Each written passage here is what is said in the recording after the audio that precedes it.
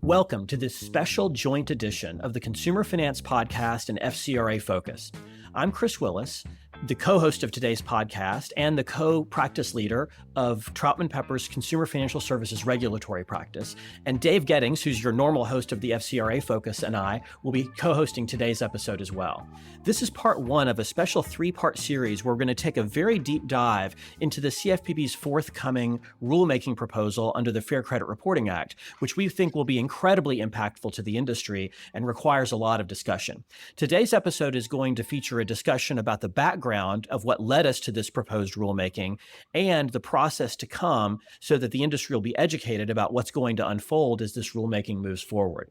But before we jump into that topic, let me remind you to visit and subscribe to our blogs, TroutmanPepperFinancialServices.com and ConsumerFinancialServicesLawMonitor.com, where we cover all the relevant events about the financial services industry and the CFS industry as well.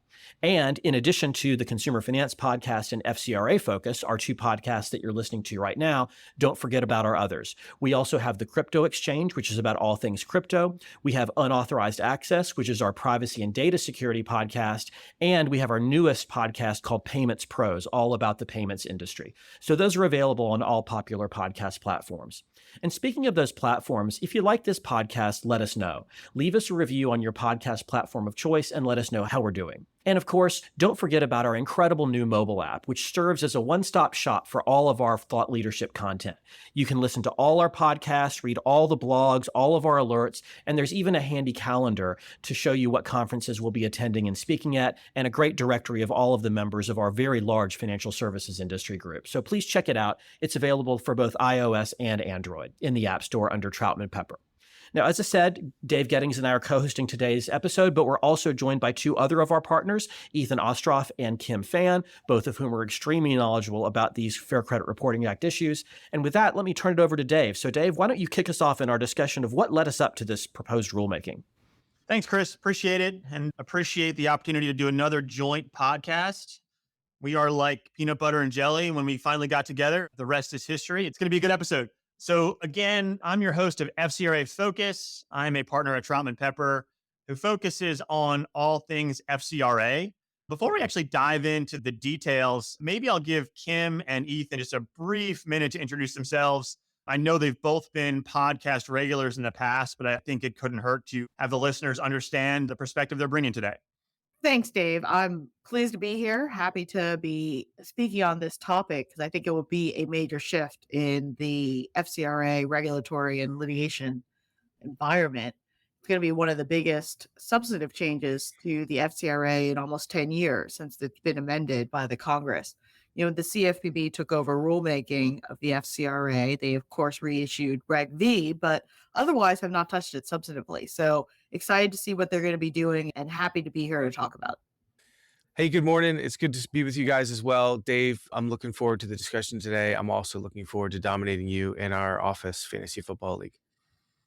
Spoken like someone who knows he's going to lose, Ethan. Ethan, last time we talked, you were a little hesitant on the Orioles and how they were doing this year. So now that we're recording the podcast toward the end of the baseball season, what's your prediction? My prediction, I think the Orioles will make the playoffs. I think the Orioles starting pitching will be the key to them actually winning a series. We'll see. I hope they'll get themselves home field, which would be great. I won't ask you about the Mets. I was cautiously optimistic about the Mets during our last podcast, and then the trade deadline happened. So looking forward to talking about them in 2024. Today, we're talking about the CFPB and its forthcoming regulation of data brokers, well, potentially regulation of data brokers, and its handling of credit header information.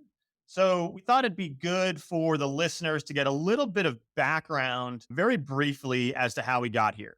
We can't start until we start in the 1970s, back before I was born, when people drove cars without seatbelts and kids rode bikes without helmets. That's a time that Congress passed the Fair Credit Reporting Act. And it led to 50 years of litigation, of regulation, of compliance work. And skipping all that, we get to 2023. In 2023, the CFPB issued its 2022 fall rulemaking agenda. It came out in January of 2023. And this contained a pre-rule, a proposed rule, and some final rules under consideration. The CFPB generally releases its regulatory agendas twice a year in voluntary conjunction with a broader initiative led by the OMB to publish a unified agenda of regulatory and deregulatory actions across the federal government. In the preamble to the notice, the CFPB stated that the information was current as of September 30th, 2022, and it identified regulatory matters the CFPB reasonably anticipates having under consideration during the period from December 2022 to November 30th, 2023. And as part of that, as relevant to this podcast, the CFPB sort of cryptically stated that it's considering whether to amend Regulation V, which is what Kim mentioned during her intro a few minutes ago. Flash forward to March 15th, 2023, the CFPB issued a request for information regarding data brokers and other business practices. And whenever the CFPB issues a request for information regarding X, if you are part of X, you should look out because there's a decent chance the CFPB is going to issue some regulations. So in the press release that accompanied the release of the RFI, the CFPB's director talked about modern data surveillance practices allowing companies to hover over your, quote, digital lives and monetize our sensitive data. He also noted that the CFPB's inquiry will inform whether the rules under the FCRA reflect these market realities. The CFPB also previewed its legal position, stating that the FCRA broadly applies to data brokers like credit reporting companies and background screening firms, as well as those who report information to these firms. So the CFPB in March of 2023 definitely gave some significant foreshadowing as to what it was planning to do and who is potentially in the CFPB's crosshairs.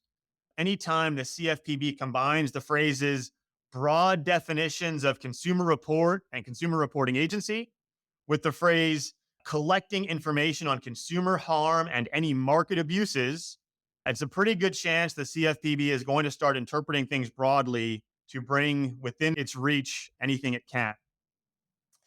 Also, in this March 15th request for information, the CFPB suggested that many data brokers who, quote, act as consumer reporting agencies under the FCRA, nevertheless disclaim FCRA coverage. And with all that background, the CFPB sought public comment on the business practices of data brokers and how they impact the daily lives of consumers. The CFPB specifically wanted to hear details about the types of data and types of data brokers that collect and sell information, the sources they rely on, and how those really fit within the construct, if at all, of the FCRA. And according to the CFPB, it received more than 7,000 responses that, quote, echo the same concerns raised by Congress when passing the FCRA in the 1970s, about which the FCRA was initially designed to address.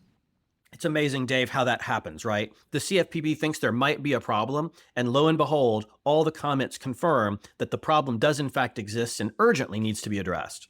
It is remarkable how that happens, Chris. See a problem, and remarkably 7,000 comments support what you see as the problem.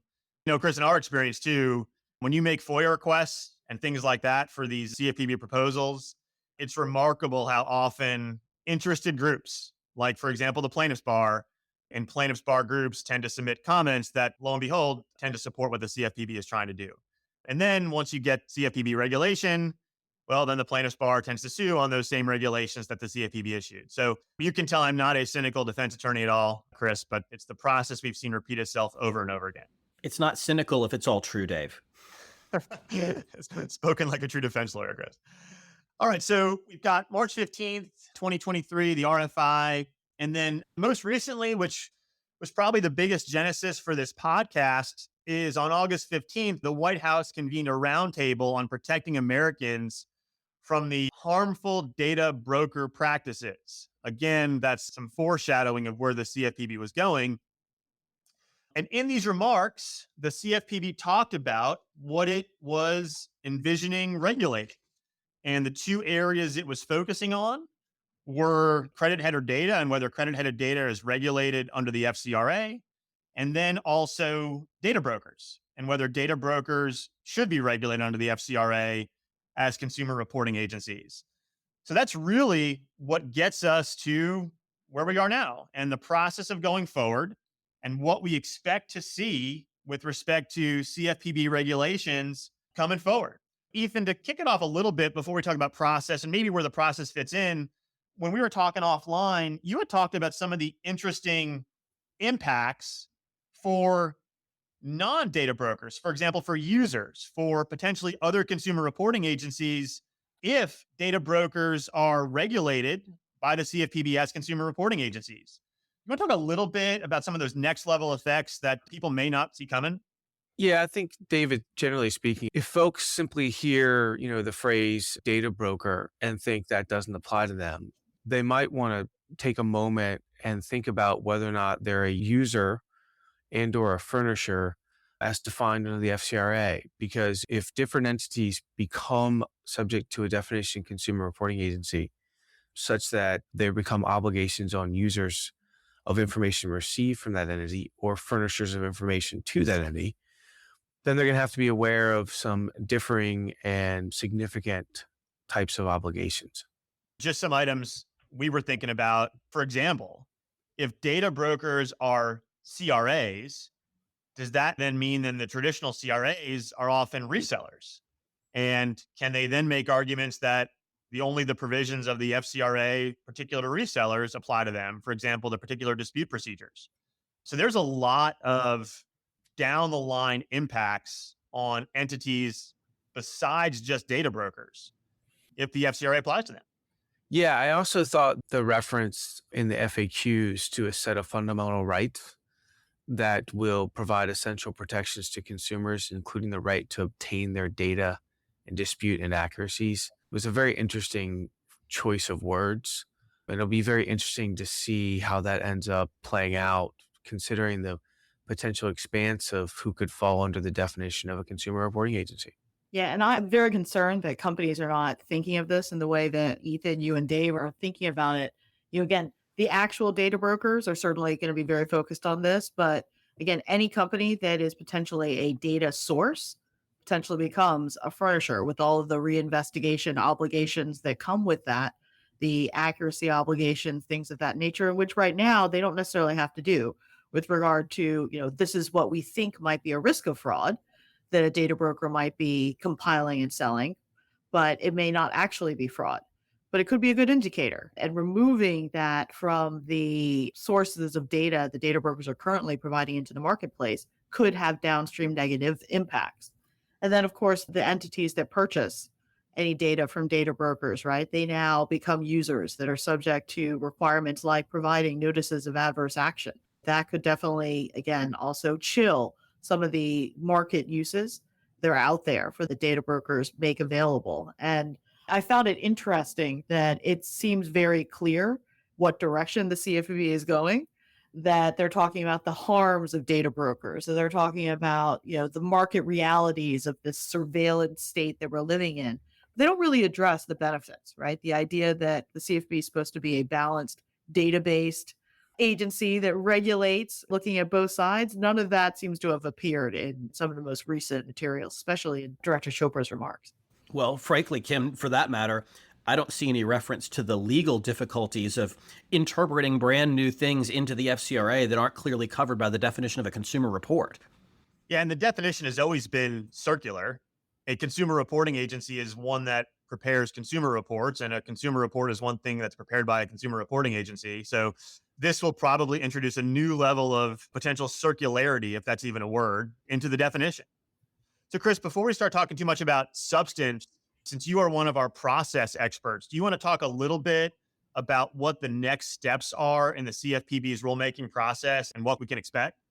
Of course, yeah, because we've seen the CFPB do a lot of rulemakings over its 12-year history, so we have a pretty good idea about how the process is going to unfold, both in terms of what the steps are and the rough timeline to potentially expect. The first step in a rulemaking process has already occurred. The Bureau's put it on its rulemaking agenda and has said we're going to do rulemaking on this issue, with now the detail provided by the White House event that we were just talking about. And as Director Chopra stated at the White House event, the next thing that the Bureau is going to do is convene what's called the SBREFA process. SBREFA is an acronym that stands for Small Business Regulatory Flexibility Act or something like that.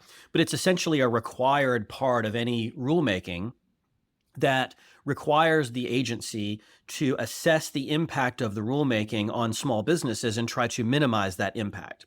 And so what the Bureau does in order to comply with that requirement is to convene a small business review panel made up of representatives of small business who might be impacted by the rule that they're thinking about promulgating, and then publishing an outline of the proposals that they are considering, or if you're cynical, that they've already made up their mind on, as announced by the director at the White House event. And they are supposed to get feedback from small businesses and take that into account in formulating a proposed rule. We think, based on the statements at the White House event, that SBREFA outline, which will give us the first detailed sort of preview of what the proposed rule may look like, would come out relatively soon, and then they'll go through the small business review process, which is typically about a 3 or so month process. It doesn't take a huge amount of time. And it doesn't result in any sort of published report or anything. They just do the process. After they finish the SBREFA process, which will probably carry them through till the end of this calendar year, 2023, then you would expect them to release a proposed rule. With the FAQs that were released, there was this reference at the very end saying that small businesses interested in participating as a panelist should contact the CFPB within the next week. Do they really expect to determine who's going to be on a SBREFA panel by whoever contacts them within 7 days?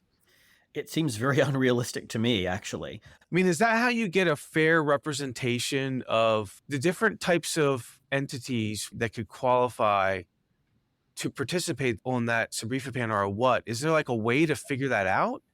I don't think that the Bureau has any formal process for identifying and recruiting small business panel members.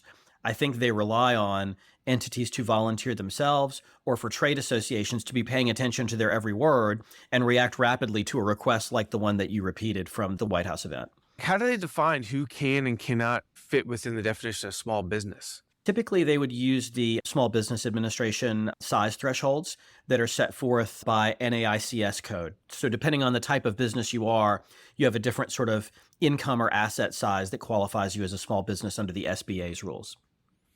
Interesting. And so then will they announce at some point like, hey, we formed the panel, here's who's on it? They will definitely announce that they formed the panel, and they'll release an outline of the proposed rule that will be discussed by the panel. I'm not clear on whether they'll announce the members of the panel publicly. So that outline, I mean, how in depth does that go? Is that going to be something that we should be focused on seeing? Yes, it provides valuable information about the proposals that they're already sort of got in their minds with whatever degree of finality you'd like to assign to that. And it will be more detailed than what we've gotten so far from the White House event and from the FAQs. But it's not like a 1,000-page document like the proposed rule is going to be. It'll be 3, 4, 5 pages, something like that. It'll be important for us to pay attention to, and it'll be important as a sign of where things are going, but it won't have the granular detail that a proposed rule will have. But we won't get that proposed rule till next year. Sure. So the SBREFA panel formation, is all that something that will be finished this year, like this calendar year? Maybe, but maybe it'll bleed over into the first quarter of next year. Gotcha. It depends on how fast they do it. In other words, within the next 6 months, this process is going to be finished. I believe so, yes, based on their past performance with these exercises. Gotcha. They did say that they were going to release a report that summarizes the feedback that they're going to get from the SBREFA panel. Mm-hmm. Now, in the past, they have not identified the participants in that summary report, but they do say, a trade association of this type had feedback of this sort, or a company of this characterization offered the following comments, right? They don't actually call out individual companies. Chris and Kim, I'm kind of excited to ask this very loaded question that we didn't honestly plan before this, but Chris mentioned that he feels like the CFPB often has already made up its mind. I can't imagine that the SBREFA panel is going to give the CFPB a bunch of comments that say, yes, regulate data brokers as CRAs to give us more obligations, and regulate credit header data as a consumer report to give us more requirements. So how much give and take is there really in this panel, or is it just to make the regulatory check mark and then move on? I believe it's the latter, Dave. It's a requirement. It's a legal requirement to do this panel process as part of any rulemaking. And so the CFPB does it because it has to.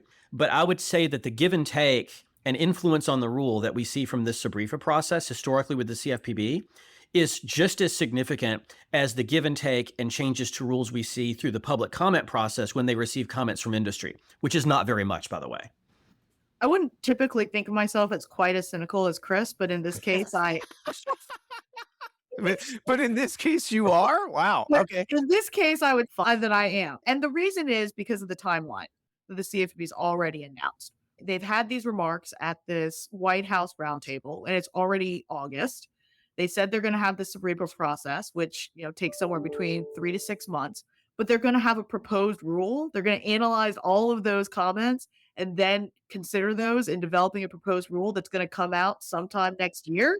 That is lightning fast for the CFPB as far as giving these fair weight.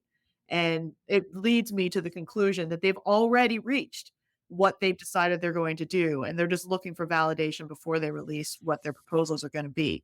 Otherwise, it would be a longer timeline for them to take not only into account the SBREFA comments, but other industry commentary, right? You look at some of the other CFPB rulemakings that have taken 5, 6, 7 years, and they're planning to do this whole process in less than a year. It's surprising that they could do that unless they already had predetermined what they were going to roll out. And potentially there are political motivations to have it done by the end of 2024, right? Well, I don't think they're going to have the final rule done by the end of 2024. They'll have a proposed rule out, and that is where I think they're looking for the political benefit. And keep in mind, this isn't the only rulemaking where the Bureau is working hand in hand with the White House. You may recall earlier this year, the president talked about a forthcoming CFPB rulemaking in the State of the Union address dealing with credit card late fees, announcing that his administration was going to reduce those fees, thereby giving the conclusion of a rulemaking where the public comment process had not even started at that point. So the idea that the Bureau is doing this rulemaking in conjunction with political advantage to be had to the current administration is something that has been well worn already this year. Yeah, to continue this baseball reference, this SBREFA process to me feels a little bit like Major League Baseball pitchers have the unilateral authority to enlarge the strike zone, but they want to hear input from the batters before they do so. It's like, what are the batters possibly going to say that's going to make them change their mind? I don't know. We'll see. How is the CFPB director coordinating with the FTC and other federal and state regulators on this topic? Kim or Chris, any input on that? The CFPB has said that they are developing these rules. When the Dodd-Frank Act was first enacted, the CFPB rulemaking was transferred from the Federal Reserve, from the FDIC, from the FTC and others to the CFPB. But these other agencies, of course, continue to have rulemaking in their specific areas over their covered supervised entities, as well as enforcement authority. So we know that Director Chopra and the current FTC chair, Lena Khan, are very close friends personally, as well as working very closely professionally. We anticipate, of course, that they're probably working very closely with them and the other regulators to see how this will be rolled out, not only for purposes of the rulemaking, but downstream enforcement in consent orders, settlements, other things that the related agencies will also be bringing. Chris, Kim, I think it might be helpful for our listeners. I mean, there's specific reference to the Department of Transportation and the Department of Agriculture, and then a cryptic reference to other agencies that can enforce these rules for specific sectors under their jurisdiction. How do those other agencies play a role here? Why mention them? I'm mystified. Do you know the answer, Kim? I'm assuming the Department of Agriculture may be related with regard to the Farm Credit Bill and some of the uses by agricultural financing entities. Department of Transportation, I'm a little bit less clear on. I was just trying to think about, is it somehow have to do with the types of data that are the subject to the purview of the DOT because of driver information? I don't know. Maybe smart car information, telematics type stuff. Who knows? Yeah, I saw that and I was scratching my head. That's a very interesting. I mean, they could have just said in the Federal Trade Commission and other agencies, right? Instead, they made a specific point of mentioning specifically Department of Transportation and the Department of Agriculture. With respect to DOT, Ethan, one of the issues we see for some of our trucking company clients is the separate provisions of the FCRA related to the trucking industry. So the adverse action requirements, the disclosure and authorization requirements. So there may be interplay they're looking at there between those requirements, between whether, for example, the FMCSA has regulatory changes related to this. I know that's one of the areas that our trucking company clients are particularly concerned about. So that may be the direct reference to DOT. That makes sense too. I mean, if they're thinking about downstream negative implications for consumers, we know they care about tenant screening. We know they care about, because they mentioned it, survivors of domestic violence. If they're thinking about vulnerable populations, employment would certainly be an area that they would also want to highlight. Very interesting. Let's preview our next two forthcoming podcasts on this topic. We're going to be doing a separate podcast coming up in the near future discussing specifically the regulation of credit header data and the potential impact on the FCRA and consumer reporting agencies, as well as users and data brokers. And then another podcast talking specifically about data brokers and the possibility of regulating data brokers under the FCRA, the effect it can have on data brokers, as well as we mentioned, other types of entities, users, consumer reporting agencies, resellers. We hope that you join us on the next edition of FCRA Focus and the Consumer Financial Services Podcast.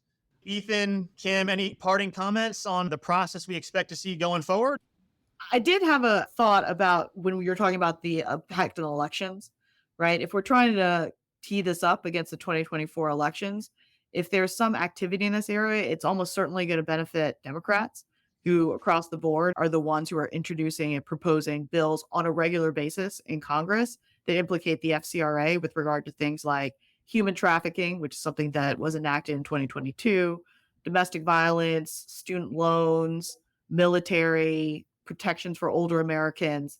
So across the board, if there was going to be action in this area, it would benefit Democrats who are already active in introducing bills regarding the FCRA.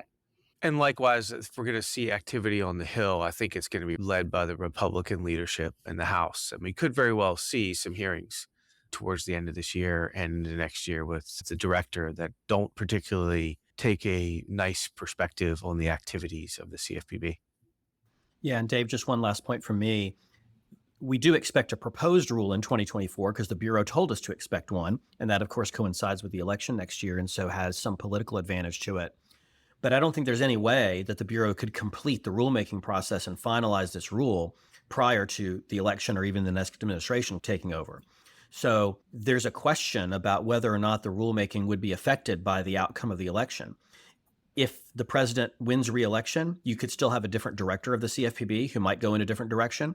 Or if a Republican wins the White House, you might see the rulemaking go away or go in a different direction. These rulemakings don't go off quickly. A major rulemaking like this probably takes at least 18 months between proposed and final rules. And so I don't think we should expect a final rule on this issue until, say, mid-2025 at the earliest. And by then, who knows what the political landscape or the leadership of the Bureau will look like. So that's a major X factor in this rulemaking that we need to keep in mind. Thanks, Chris. I appreciate everyone's time and like to thank everyone for listening to another joint session of FCRA Focus, the podcast that focuses on all things FCRA, and the Consumer Finance Podcast that's hosted by Chris Willis.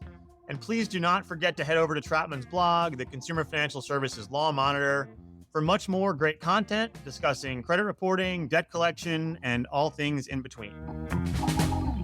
Copyright Troutman Pepper Hamilton Sanders, LLP. These recorded materials are designed for educational purposes only. This podcast is not legal advice and does not create an attorney-client relationship. The views and opinions expressed in this podcast are solely those of the individual participants. Troutman Pepper does not make any representations or warranties, express or implied, regarding the contents of this podcast. Information on previous case results does not guarantee a similar future result. Users of this podcast may save and use the podcast only for personal or other non-commercial educational purposes. No other use, including, without limitation, reproduction, retransmission, or editing of this podcast may be made without the prior written permission of Troutman Pepper. If you have any questions, please contact us at troutman.com.